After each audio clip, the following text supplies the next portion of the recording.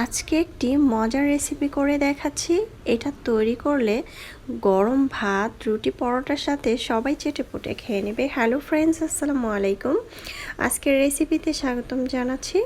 প্রথমে একটি প্যানের মধ্যে নিয়েছি 4 চামচ তেল, তারপর 1 চিমটি আস্ত জিরা, তারপর হচ্ছে সামান্য একটু হলুদের গুঁড়া, সামান্য একটু লবণ দিয়ে আলুগুলো একটু ভেজে নিচ্ছি। একটি বড় সাইজের আলু মোটা করে কেটে নিয়েছি। এখন এটা খুব ভালো করে এটা ভেজে নিচ্ছি। যখন এটা ভাজা হয়ে যাবে তখন এটা উঠিয়ে নিচ্ছি। যারা নতুন রাঁধুনি তারা কিন্তু এই স্টেপগুলো ফলো করে রান্না করতে পারেন। তারপর ওই তেলটার মধ্যে দিয়ে দিচ্ছি পেঁয়াজ কুচি, রসুন কুচি, তারপর হচ্ছে কাঁচামরিচ কুচি। এগুলো একটু দেওয়ার পরে এগুলো ভেজে নিচ্ছি। কাঁচা গন্ধটা যখন চলে যাবে তখন আমি এখানে দিয়ে দিব কিছু মশলা। গুঁড়া মশলা, হলুদের গুঁড়া দিয়েছি 1/2 চামচ, মরিচের গুঁড়া 1/2 চামচ, ধনিয়ার গুঁড়া 1/2 চামচ, জিরার গুঁড়া 1/2 চামচ, পরিমাণ মতো লবণ। আপনারা চাইলে এখানে রসুন বাটা, আদা বাটা দিতে পারেন, তবে আমি আস্ত রসুন দিয়েছি তাই আমি এখানে আদা বাটা দেইনি।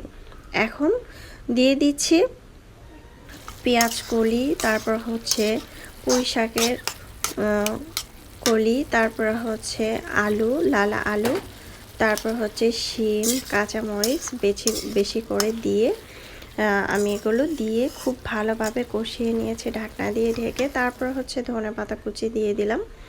ধনেপাতা কুচি দেওয়ার পরে আমি এখানে দিয়ে দিচ্ছি আলু, যে আলুটাকে ভেজে নিয়েছি সেই আলুটাকে দিয়ে খুব ভালো করে এটা রান্না করে নেব। এটা কিন্তু আমি ঝোলটা একেবারে শুকিয়ে নেব।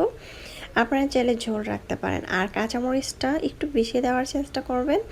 ঝালের পরিমাণটা একটু বেশি হলে খেতে কিন্তু অনেক বেশি ভালো লাগবে। যাই হোক, রান্নাটা কমপ্লিট। এখন আমি এটা উঠিয়ে নেব। একদম শুকনো শুকনো করে ফেলেছি। এখন আমি একটি বাটিতে পরিবেশন করে নেব। মাশাআল্লাহ, দেখতে যেমন সুন্দর হয়েছে খেতেও কিন্তু আলহামদুলিল্লাহ। বাসার সবাই এই রেসিপিটা তৈরি করার পরে সবাই গরম ভাতের সাথে চেটেপুটে খেয়ে নিয়েছে। বিশ্বাস করবেন, এই রান্নাটা খেয়ে সবাই খুবই প্রশংসা করেছিল আর বলছিল যে খুবই মজা হয়েছিল। আর আমি ভাগেই পাইনি, এতটা মজা হয়েছিল। যাই হোক, আলহামদুলিল্লাহ, রেসিপিটা ট্রাই করতে পারেন। রেসিপি ট্রাই করলে ভালো লাগলে চ্যানেল সাবস্ক্রাইব করে লাইক দিয়ে পাশে থাকবেন। দর্শক, বেশি বেশি ভালো থাকবেন, খাবার কখনো অপচয় করবেন না। আমি গরম ভাতের সাথে চেটেপুটে খেয়ে নিচ্ছি। আপনারা চাইলে একদিন হলেও এই রেসিপিটা ট্রাই করতে পারেন। এখন যেহেতু শীতকাল, প্রচুর পরিমাণ পেঁয়াজ কুলি, নানান রকমের সবজি পাওয়া যাচ্ছে। আমরা চাইলে ঝটপট এভাবে তৈরি করে খেতে পারি। খুবই মজা হয়েছিল। চাইলে ট্রাই করতে পারেন। আল্লাহ হাফেজ, এনজয়।